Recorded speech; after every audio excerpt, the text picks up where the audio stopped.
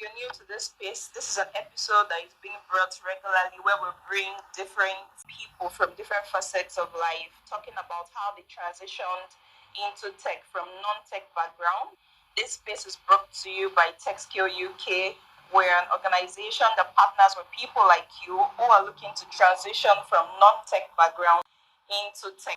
And we offer trainings, job referencing, career support, global talent, and a whole lot more that you get to learn about in the course of this space. Our speaker will be joining us soon. She's an interesting personality. Our topic says it's balancing motherhood while transitioning into tech. We understand that many people transition into tech from different fields, from different career paths. But this guest today is an interesting one. She got to transition from being a stay-at-home mom to being a global tech personality. She will get to tell you more about herself. She'll be joining us as a speaker.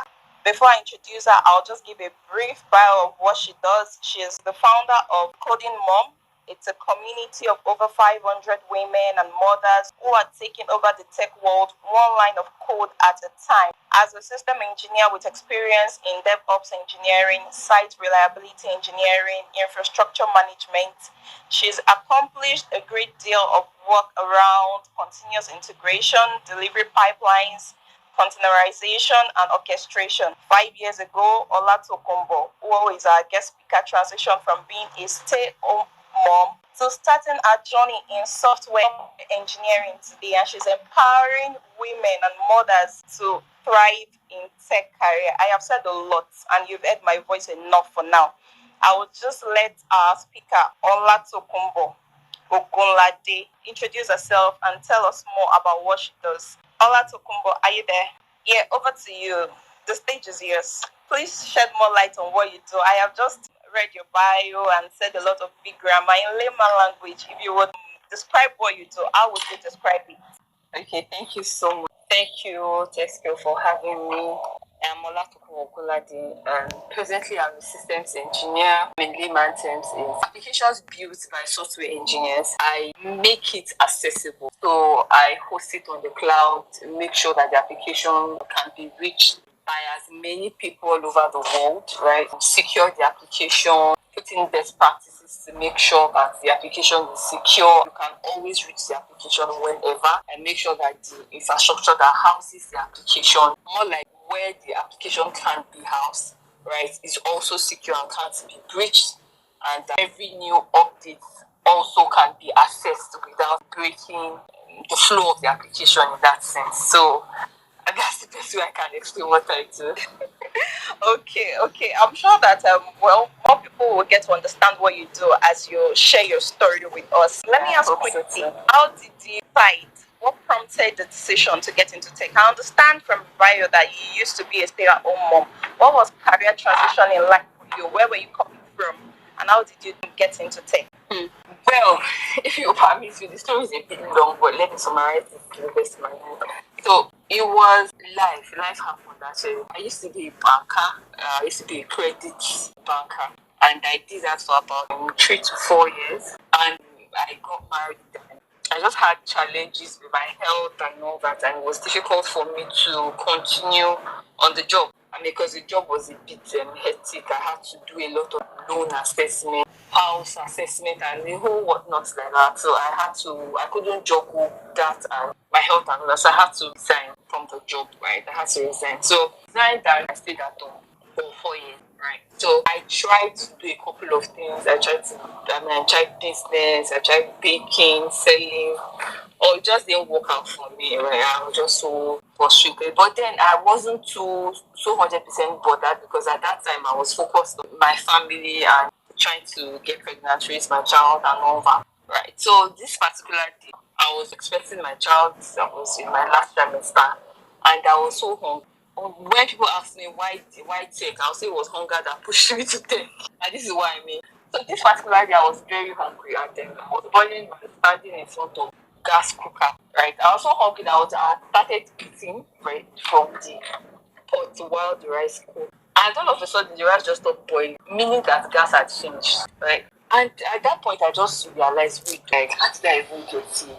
I'm expecting a child. I don't even have enough money to. I don't even have a dime to even take care of the child. If anything happens to my husband, then I'm meant for it and all. And so it was at that point that I just made up my mind that look, I won't continue like this. Like I will do whatever it takes as long as it's legitimate, like it's legit, and I'll do everything it takes to make sure that I change where I was at that point in time. And I just picked up my phone and I promised myself whatever I come up with, I'll stick to it. Like I will follow through to it and make sure that even if I don't, if it doesn't work out, I'll know that I did everything possible to see that I make something out of myself. So I picked up my phone and I just randomly on Google, how can a woman make money in Nigeria legitimately? And guess what? The first response, in fact, the first 4 responses, I'm very sure was learn how to code, software engineering, coding, software engineering jobs in Nigeria, right? And I was like, oh no, man, I don't think I want to do this. Because backstory, I read computer science, graduate of computer science. But I graduated with a third class, right? And I didn't see myself even doing anything remotely close to what I read in school. So when I saw this, responses from Google, like learning house, I said definitely not. But then I remember that I promised myself that whatever I come up with, I will follow through with it. So I said, okay, let me just give this a try. Then I searched again, how do I learn how to code? And what are the easy ways to learn how to code? And also, and there's this response, I saw learning Codecademy, learning on free code camp and all that. So I tried to go with Codecademy. That was actually no reason actually. It was just because it was the first response I saw on Google, and I went with that. So that was how my journey began, right? And that's how I started learning how to code. So I started learning Python on Codecademy. So I chilled a bit till I think I had my daughter about 5 weeks after. So I chilled for like 2 months. Immediately she clocked 10 weeks, I started learning. So what I would do is every night while she slept, I would code between 11 p.m. to 2 or 4 a.m. Between those hours, I would sleep, rest during the day, code at night. I did that for about 7 months. Yeah. By the 9th month, I got my first role, which was an internship role. Yeah. Man, that sounds very inspiring. Like having to start from your 3rd trimester, I can relate because I had a baby recently and I know what it can be like. So for you to actually dedicate time in your 3rd trimester and still get to study after you had your baby just 10 weeks ago, getting to study at midnight, it takes some dedication. And I understand that all of this must have come with some certain challenges. Would you mind sharing some of the challenges you experienced and how you got to overcome them? Oh my God. Well, I would say the first challenge, the major one, and I still sometimes face it, but thankfully. So first off, it was this, I had to deal with this imposter syndrome that was just staring me. And this was because I had a track record of failures. Do you get? I had tried other businesses, I tried other career paths that didn't work out. I had also, this career that I want to venture into. I had a whole, do you get, a whole 4 to 5 year course, right? And I even feel that. So it was just really staring me in the face that what am I doing? Am I sure I really want to do it, right? I felt like I did not belong. I didn't have the confidence. I had no confidence in, if I didn't even believe that I would be able to understand the concept, like grow my abilities, and so the first one was the imposter syndrome, but somehow it was just like a kind of a serendipity moment for me, because I came across this book by Caroline Leaf, Think, Learn and Succeed. So she spoke a lot about the different mindsets, fixed mindsets and the growth mindset, and then the summary of what I learned from that book was intelligence can be grown. That everything is figure outable. There's nothing you cannot learn if only you are willing to commit to it.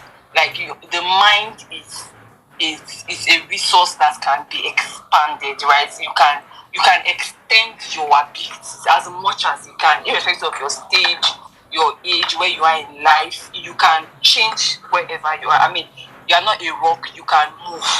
Do you get? So that was what I learned, and it just stuck to me. So as I faced this this doubt within and without, can I do this? Do I have what it takes? I just kept reminding myself that look, everything is figurative, irrespective of how old I am and where I am. I can do this. So I just kept, every morning I just gas myself, oh babe, you can do this. You can do this. Yeah, it seems cliche, but really it should. I mean, this has really worked for me.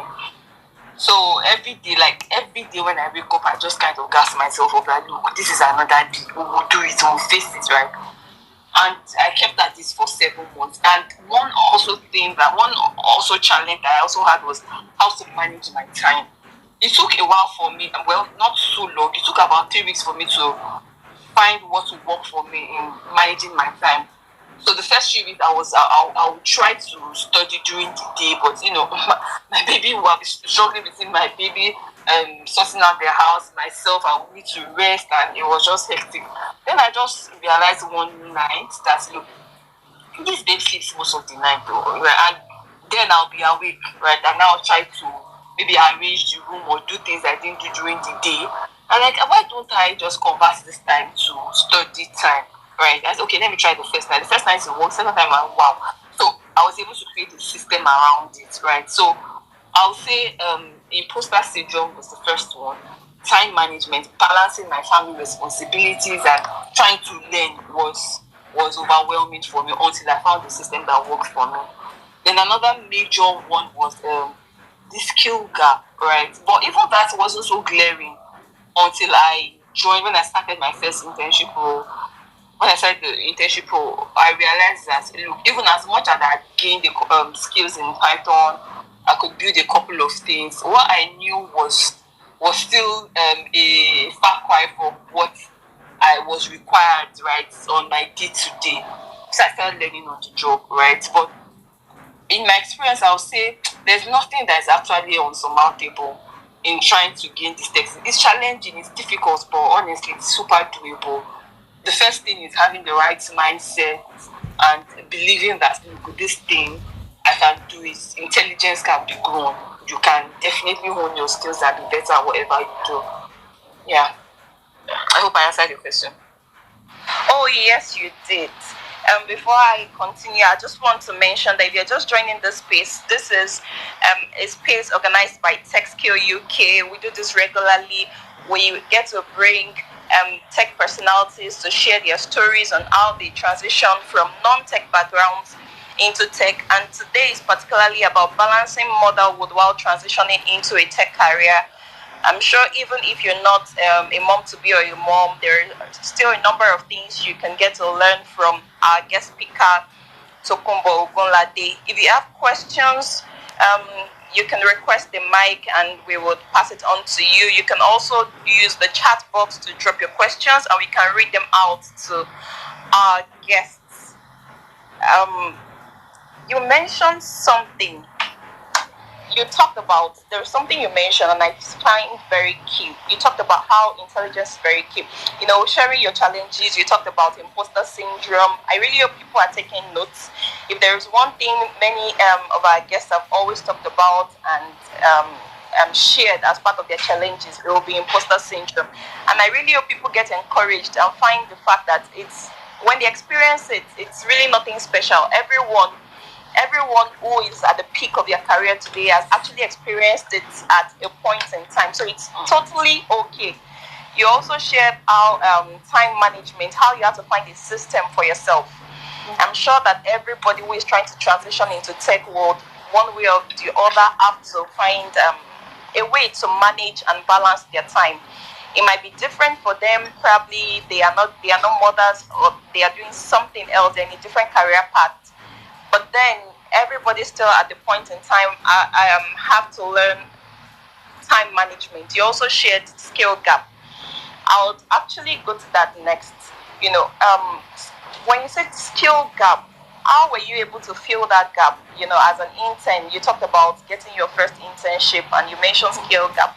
Would you like to share how you're able to fill that gap? Some of the things you did to fill that gap? as a newbie into tech, as someone who was just transitioning into tech after spending a number of months learning. Yeah. All right. Thank you so much. First off, is there's this self-awareness that we can't underestimate. Honestly, the first step in growing any skill at all, know where you are, right? Know your competence level, know the gaps, right? I mean, it's not okay. So let me say it this way. A lot of the times, the learning curve is not as steep as we estimate. A lot of the times we overestimate how, or we overestimate how, the gap. Do you get? Sometimes it's not that wide. Honestly. So, in my experience, and some other times also, your skill gap you could underestimate it. You might feel like, this is where I am, and you're actually not there. So the only way to test it is to build things, right? Is to build things, especially if you're in a technical role. If it's not a technical, you still need to test it by doing, just getting your hands dirty. So in my let me cite an example. So when I joined Venture Garden Group, I joined in as a software engineer. Remember, the skills I had was basically Python skills, building with Python. And the honest truth is, I didn't even I didn't understand the dichotomy between front end development and back end development. Honestly, so what I was doing was I learned Python, I learned algorithm, I learned data structures, with Python and all that. Then I jumped to some of the Python frameworks. Do you get?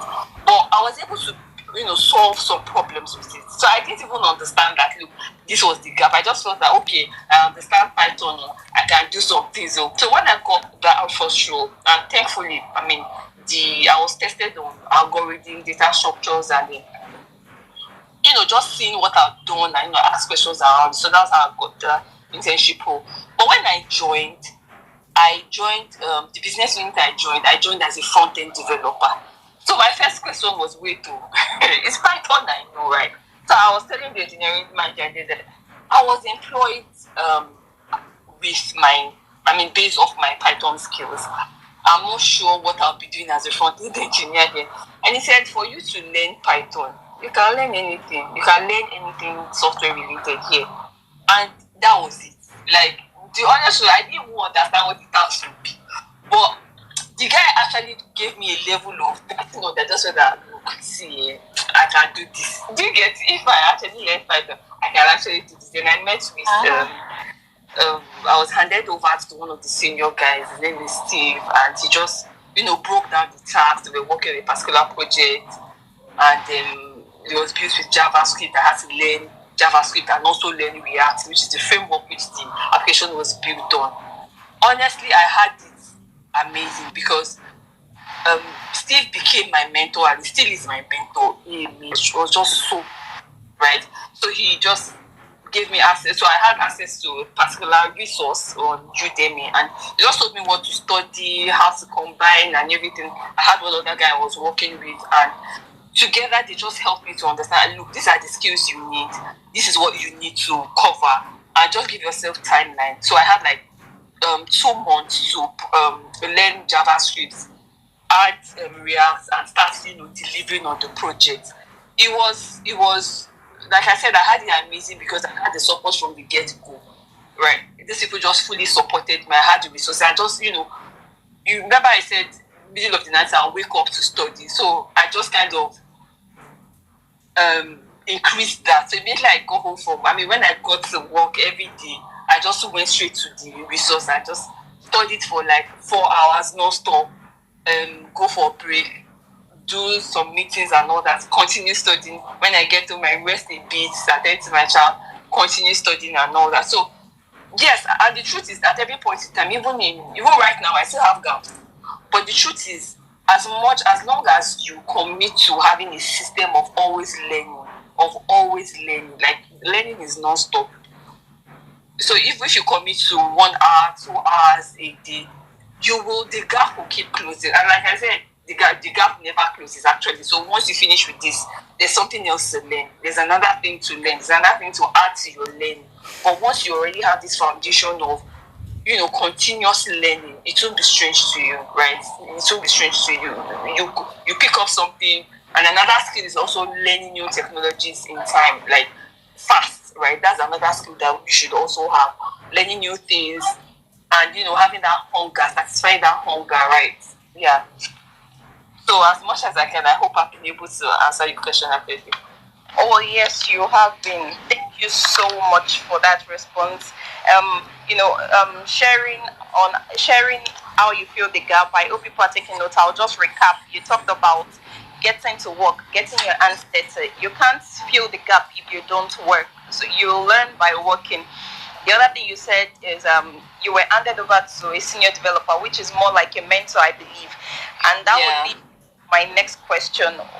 How important is the role of a mentor when you're transitioning into tech? What do you think? Would you recommend to people who are transitioning from non-tech backgrounds? Mm. In all honesty, I learned something working like when I was an intern. I learned one very important thing, which is how incredibly valuable and advantageous having a mentor is. Another thing is when people talk about mentorship, a lot of times we think it's vertical, right? Like the person has to be hired. I mean, has to like maybe a senior, right, in your role, a senior at work or whatever. It's the kind of things that come in. Mentorship can also be horizontal. The guy I worked with when I joined, I'm not even sure I even really told him this, right? The guy I worked with, in fact, both of us joined in as interns, right? And then we handed over to this other guy, which was our line manager at that time, Steve. He had a richer and a more robust experience, right, in building applications. He already had been building applications. He had experience with JavaScript. He was also learning React and all that. He became my mentor too. He became my mentor. Like every time I ran into issues, I would go to him first before I even go to our line manager. Like so, he would give me insider knowledge. He would give me that guidance and that advice. Do you get? A lot of times when I was like discouraged and everything, right? He would just like, look, why, I really. He would say things like, I really admire you. I admire your drive. You are learning and you are getting better. You just gas me up, right? And I really needed. I was so grateful to him for that. So mentorship is not only vertical; it could be horizontal. So in this sense, people that have more knowledge than you in certain areas, right? Or can even supply some level of motivation and confidence, right? Because you will need that a lot in transition. You will need that. So a mentor is not only someone that is a senior or context of what you are doing. Someone that gives you advice that you can go to for guidance, right? That can motivate you, that can, supply some level of confidence, right? And also like an accountability partner. The longest time, he was also my accountability partner. This guy I'm referring to. So it's not just about. So I don't want people to have this like a one-sided perspective to mentorship. It could be horizontal also, as much as it's been vertical. So it's a very valuable and advantageous, like I said before, opportunity to have a mentor to help you because of your career. So people refer to mentors as being sponsors too, so that can also speak for. But in this context, a sponsor will be someone within your organization that can speak for you behind closed doors, maybe for a promotion, salary raise or something like that. But you'll be doing yourself an amazing, a whole lot of favor getting a mentor. And like I said, it doesn't have to be in a vertical in the vertical sense. It could be horizontal, right? As long as they are getting guidance, advice, how to pivot, how to move to the next level, right? You can get that from a peer too. Yeah. Oh yes, thank you so much. That's interesting. I picked that you actually need a mentor, you need an accountability partner, and you need a sponsor. Now, these three people can actually be in one, or you can start with one. The summary, you really cannot transition alone. It's not a lone journey. You can't do it all by yourself. You actually need people, right? Yeah. Yes. Okay. Yeah. Okay. Thank you so much. If you're just joining in, this space is brought to you by TechScale UK, and I'll be bringing on someone to speak to us very briefly about what TechScale UK is all about, what we do, and how we do what we do. Do I have John on the call? The stage is yours, John.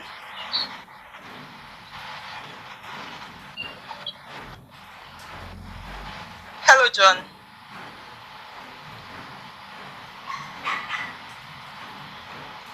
Okay, we don't have John on the call. Can Mr. Shegun, Sahalen? Oh, John is here. Hi, Buki. Hi, everyone. Thank you for joining Taxi UK program. Like Buki said, this is a series on educating people on how simple it is and how easy it is to transition into a tech skill and have a rewarding career. I'm sure Olatokunbo has been able to share a lot of insightful bits of her journey. I think I met Kubo some years ago, and I think I have a sneak preview into part of that journey. And all those sleepless nights, going above and beyond, it's way evident. Because back then we were in the same space and you could barely just see her doing a bit. I'm more of like a disturbance, because every time I go, I'm like, just leave this and go and go and just do something with your children or something. But she's very, very persistent, and I'm so glad to see where this journey has taken her to today. And I remember the last time when we reconnected back and I spoke to her, I'm like, yeah, she said, hey, it's going on. I'm like, you can imagine. And that's the story for a lot of people on this call, and even a lot of people in the tech space today. You don't necessarily need to know anything in tech. You don't need to come from a technical background to be able to take up tech roles and learn tech skills. It is on that premise that we kicked off this program for people to transition into tech. We know quite right there. There's a lot of tech trainings. There's a lot of do this, learn data analysis, learn business analysis.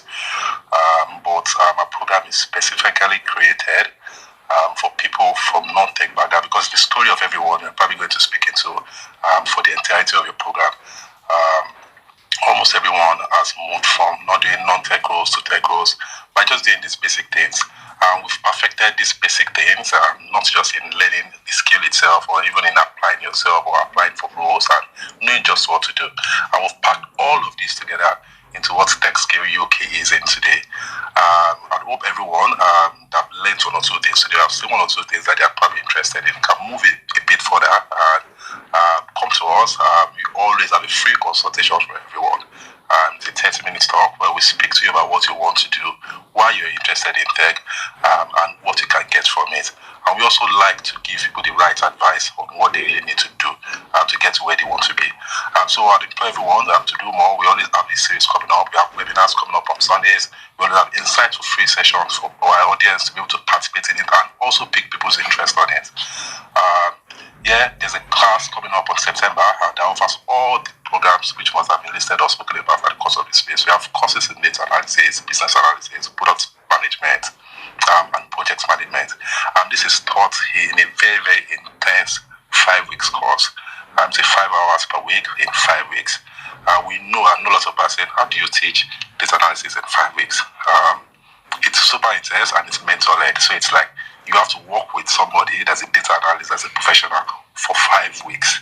I mean, every day, almost every minute, you're syncing together, you're having conversations, you are being told what you need to do. Most importantly, to land at your first job. And we also are fully aware that a lot of people have done trainings, a lot of people have been in classes or have taken off certifications over the internet. But we know that what really helps people is to land that first job, to get that first opportunity. And that's why we are different. We've gone beyond just training people to also prepare them and equip them enough to get them that first opportunity. And that's where TechScale UK has a differential in almost everything else. So I implore everyone to join. Log on to the website, see what we're all about. There's an enrollment form that should have been passed around. Log in and go for the class, somebody will reach out to you and speak to you about what we do. There are also another host of other services attached to the program that really equips people trying to transition into tech skill. You get to see all of that and what else we have to offer. I hope I've been able to do my bit. Buki and Tokubo on this call, or if you need me to talk more, you can just tell me what I need to speak about. Oh, thank you so much, John. Yeah, thank you. I really hope people took notes. If you're interested in learning more about what TechSkill UK does, you can check our pinned tweets or visit our website. The link is in our bio, and you get to learn more. You get to speak with an expert. You get to schedule a call for free and inquire to learn more about what TechSkill does or what career path you can choose. If you're just joining us, we've been on call with Tokumbo. She has been sharing with us insights as to how she transitioned from non-tech background, being a stay-home mom in particular, to a tech career. And although the journey has not been easy, she has shared the secrets and the tips she has used to guarantee her current success and a thriving career. I have two more questions for Tokumbo. However, if anyone in the audience have any question for Tokumbo, you can just request the mic or drop in the chat box. My next question for Tokumbo would be, earlier you mentioned that you were first a banker before you became a stay-home mom and now a system engineer. Are there skills, do you think there are skills you transferred from being a banker into your tech career currently? Skills you transferred from being a stay-home mom into your tech career currently. Do you think there are skills, and would you like to share them with us? Yeah. Mike, okay. Yours. Thank you very much. Well, a couple of them comes to mind. I'll say one is being adaptable. We all know how evolving things are right now in the tech space, right? Now it's the advent of AI, activity, and 1 million and one other tools. So one thing I can say I had been a banker and also helped me when I transitioned to my new role as a mom then and then brought into tech is being adaptable, right? So there's no I won't say there's a one size that fits all, right? Even in life, across your different seasons and different phases in life, you must be adaptable. You should be able to adapt to new things. So in this context, new technologies, new tools, new methodologies, right? So okay, let me case in point, right? So like I said, I started off being learning how to code in Python. When I joined my first role, when I started my first role, my first role was front-end engineering. I had to forget everything. I not totally forget, but I had to, put aside Python that I learned and focus on JavaScript, focus on learning React. I had to learn other skills. I didn't fully understand the version control with Git and everything. I had to learn that also. So I did that for a couple of, let's say 1 to 2 years. Then there was this new opportunity again within the company. So more like there was a need for a cloud engineer, right, in the company at that time. And there was something we used to do was, so every business unit, there must be someone that had skills or learned some of the basic skills of DevOps engineering, cloud engineering. So when issues like that arose, it would be the first point of call before escalating to the main DevOps team.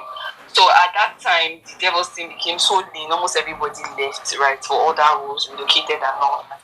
And then the chief technology officer at that time just said they had to bring in people that already had some of those skills that was relevant to DevOps engineering in the different business units. Bring some of them together and let them just load the DevOps unit till the DevOps unit gets more hands, then they can, return us back to our different roles. So I was called upon and I moved to the DevOps department. That was how I made the shift. And I had to learn new skills again. And I was loving it. I just decided to stay. I was there for like 2 years, DevOps, doing cloud, and everything was just a mash of cloud engineering and DevOps, learning new tools and all that. Then I left Virtual Garden Group and joined another company, and I had to pick up the role of systems engineer. So it included, so this time around, I had to learn about databases, and in fact, I had to fully integrate myself into databases, SQL, new SQL, and all that. So I said all that to say this, because I already, in my very core is one of my very core skills is being adaptive, learning new things, and constantly evolving. So it was just easy for me to, just keep evolving and keep pivoting into these different roles. So I'll say one of the skills that you can transfer, that you need the most, right? Starting off in tech, is being adaptable, right? Another one, I don't know, I see it as a skill. You might beg to differ. It's being resilient. Honestly, you will face a lot of setbacks, which is very inevitable, very, very inevitable. I remember when I was in Argentina, so there's something we used to do, like when you build something, so for every piece of code you write, right, you will kind of send it to your peer or your line manager to review, give feedback, and then, if it's fine, you merge that particular code into the major code base. We used to call it sending a pull request and all that. And at the end of the day, you merge the code into the major repository and all that. I was trying to do that, and mistakenly I deleted the whole code base. You can imagine a code base for an application on production. It was terrible. It was terrible. Thankfully, the guy I worked with and my line manager, they salvaged the situation and all that. But at that point, to be honest, and the funny thing was, at that point in time, my daughter was also sick. So maybe that was what was in my head at that time. I just did nonsense and deleted the whole code base. At that point, I gave up. I kind of got like, look, I don't think this is it for me. I don't think I want to continue in this. Let me just go and sell patients, right? I gave up at that point. But somehow, because maybe also partly because of the team, and they didn't really beat me up or regarding that. They just, yes, I got reprimanded in some way, but it wasn't so steep and all that. But somehow I just thought to myself, look, I've come this far, right? I've come this far. I can't just give up now. Yes, this is a major setback, but then I can bounce back.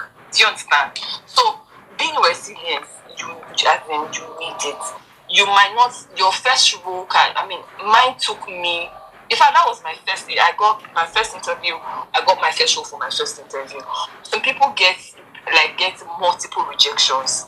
Obstacles will definitely be on your way. You might not have it that easy. When I was trying to leave my former company, which was VGG, I had multiple rejections. But I was just determined that, look, it's time for me to leave. I just get that. So if there's another skill I would say you need the most, is being resilient. Life will throw a lot of setbacks at you, and you feel like giving up. But please, resilience is another skill, in my opinion, that you need. Adaptability first, being resilient. And another one is communication. So being able to convey your ideas clearly, right? This is one thing I really, really, really, really, really always want to grow in. Being able to communicate what I have in my head, right? Not just writing it down, but being able to articulately, pass it across. And because that's the only way you can collaborate effectively across teams. Right now I work with a cross-functional or multi-dimensional team, in the sense that, okay, so I work remotely from Lagos, Nigeria, and the company I work with is multiracial. So I have a lot of Portuguese guys on my team. I have Spanish guys on my team. I have a couple of American guys and 2 or 3 Britons on my team, right? So I know people come with different culture and different ways of understanding. Do you get? So I'll say one skill that I realized that I didn't realize that early enough anyway, but as I grew in my career, I realized that one of the best things you can also have is being able to communicate effectively. because it just helps your collaboration. Like it just takes your collaboration to another level. Being able to explain complex and technical concepts, yes. Because I now work with a lot of non-technical stakeholders, and they'll be like, "How will I fully explain this technical term that seems like jargon, right, to the sales team that is selling this application, right, to the clients and everything?" So adaptability, resilience, and communication. For me, those are three.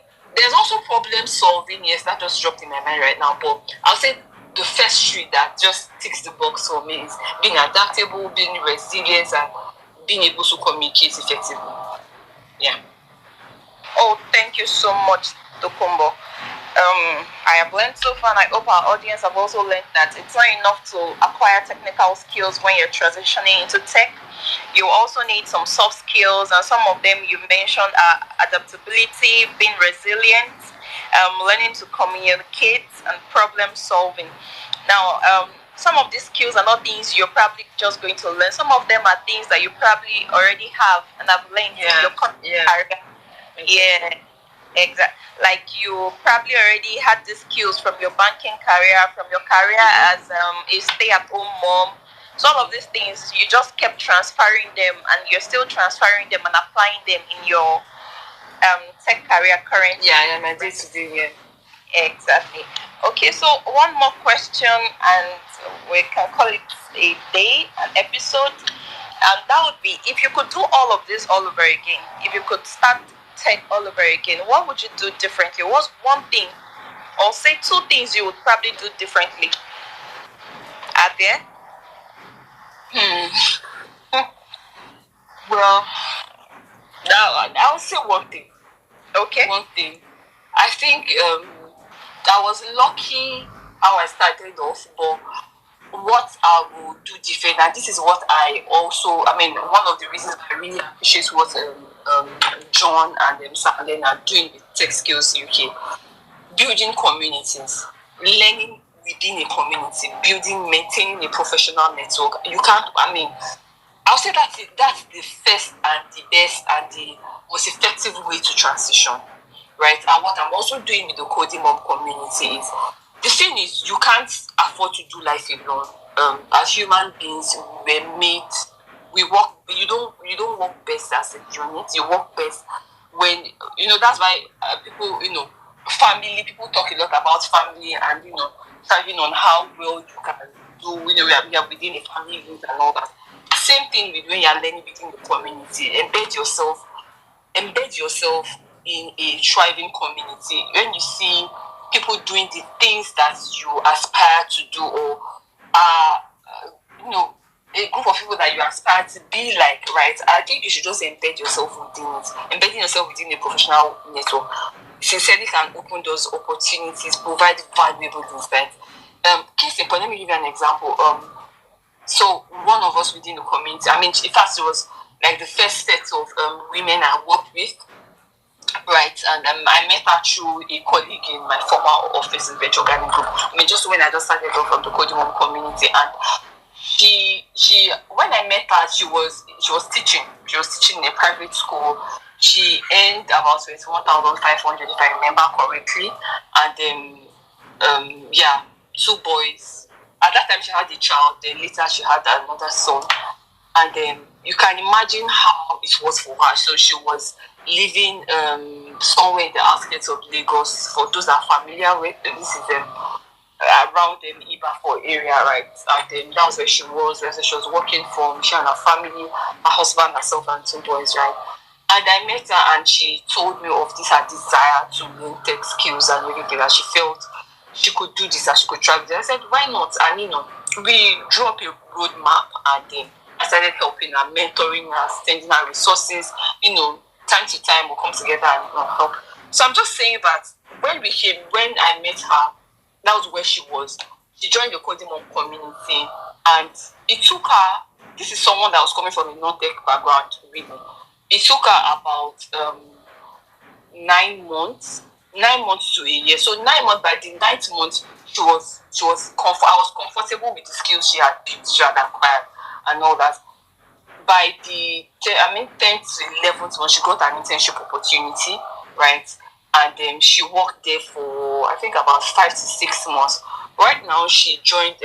She got a cloud engineering role. Yeah, a cloud engineering role in MTN. Right. So, and she right now she's earning 800. I think 850K in naira. Do you get? So this is someone that was earning 20K, and in the space of 1 year plus, right, she transitioned into a DevOps role, and she's earning 800,000 naira in MTN. She moved from Ibafo to Ogudu GRA. Like her life just took a 360-degree turn. So she could have achieved this on her own, right? Yeah, but look, it will make more sense. I mean, she would have made. I mean, the traction she would have gained. It would have taken her a longer time, right? It was because first off, together we were able. I mean, the opportunity she got at MTN, it was because someone told her about it in the coding room. If you get what I mean. And we share opportunities together like that. We helped. So when she was even interviewing for these roles, we had sessions together. Okay, these are the likely questions.